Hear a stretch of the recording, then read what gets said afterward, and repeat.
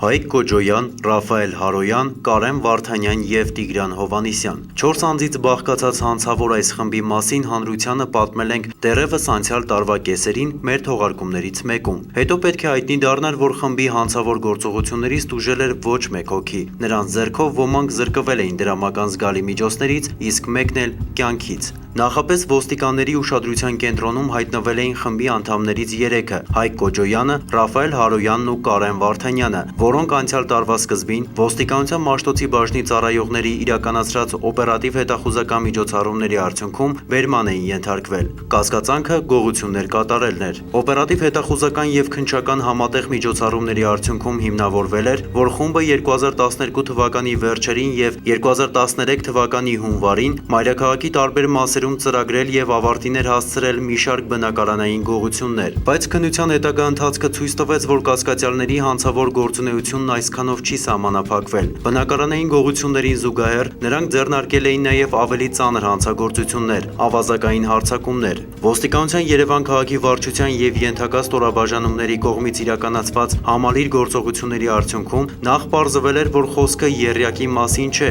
այլ քառյակի, և քառյակն ուղղակի կապ ուներ անցյալ տարեսկզբին Շենգավիթ վարչական շրջանում տարադրամի փոխանակման կետի վրա կատարված ու ողբերգական ավարտ ունեցած զինված հարձակման հետ։ Նրանք էին մանրամասն ծրագրել և իրականացրել հանցագործությունը, որի հետևանքով հրազենային վնասվածքներ էր ստացել տարադրամի փոխանակման կետի աշխատակիցը և 8 օր անց մահացել Էրեբունու բժշկական կենտրոնում, այդպես էլ գիտակցության չգալով։ Հանցագործները տարել էին շուրջ $100,000 դրամ ու տարադրամ։ Սա էլ վերջը չէր։ Բացահայտման աշխատանքների ընթացքը, ստացված օպերատիվ տեղեկություններն ու իրականացված խաչաձև հարցաքննությունների արդյունքները հուշում էին, որ քառյակի անցյալը դեռ բավական մութ է, լի չբացահայտված դրվագներով։ Ի հայտ եկան հետաքրքրական մանրամասներ, կապված անցյալ տարվա մայիսին ոստիկանության կազմակերպված հանցավորության դեմ պայքարի գլխավոր վարչության, կոռուպցիայի և տնտեսական գործունեության դեմ ուղղված հանցագործությունների հակազման վարչության ծառայողների բացահայտած դեպքի հետ։ Խմբի անդամներից Տիգրան Հովհաննիսյանի կինը, բանկերից մեկում աշխատող Էդիթ Ալիխանյանը,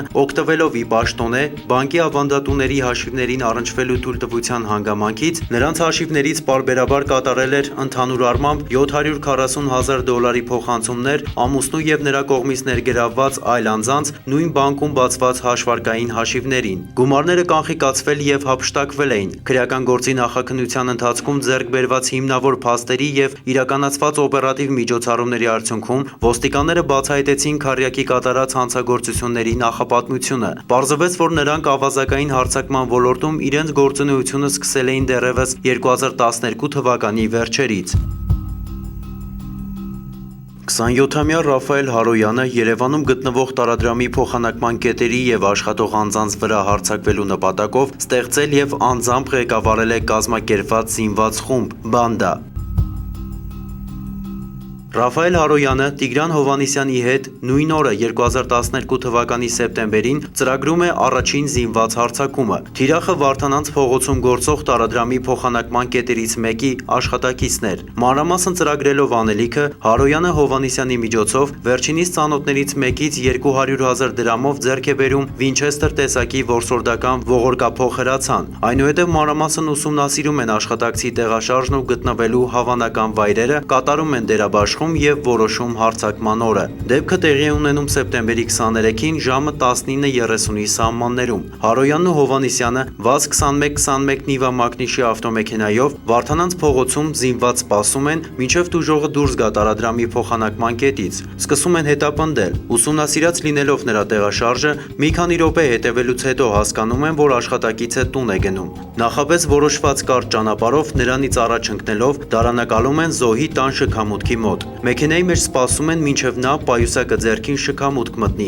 և գործի են անցնում։ Հովհաննիսյանը մնում է մեքենայում, իսկ Հարոյանը զենքը ձեռքին շտապում է շքամուտք։ Հասնելով զենքի սպառնալիքով պահանջում է իրեն հանձնել ձեռքի պայուսակը։ Տուժողը չի ենթարկվում, սկսում է դիմադրել։ Ռաֆայելը կրակում է նրա ոտքերի ուղղությամբ։ Դա էլ չի օգնում։ Տուժողն անդրդվելի էր։ Նպատակին չհասնելով, Հարոյանն իրեն գցում է մեքենայի մեջ և երկուսով ձեռնունայն դիմում են փախուստի։ Առաջին անհաջող փորձից հետո ձախողում զբաղումներից խուսափելու եւ հանցավոր նպատակներն ավելի արդյունավետ իրականացնելու համար Ռաֆայել Հարոյանը, բացի Տիգրան Հովհաննիսյանից, բանդայի կազմում է ընդգրկում երկու նոր անդամի՝ Հայկ Կոջոյանին ու Կարեն Վարդանյանին։ Քառյակը ձևավորված էր եւ ծրագրվում ու հունվարի 13-ին իրականացվում է Շենգավիթում տեղի ունեցած ողբերգությամբ ավարտված ավազակային հարձակումը։ Հարուցված քրեական գործի նախաքննության ընթացքում Ռաֆայել Հարոյանի, Հայկ Կոջոյանի, Կարեն Վարդանյանի եւ Տիգրան Հովհաննիսյանի նկատմամբ մեղադրանք է առաջադրվել Հայաստանի Հանրապետության քրեական օրենսգրքի 222-րդ հոդվածի հատկանիշներով՝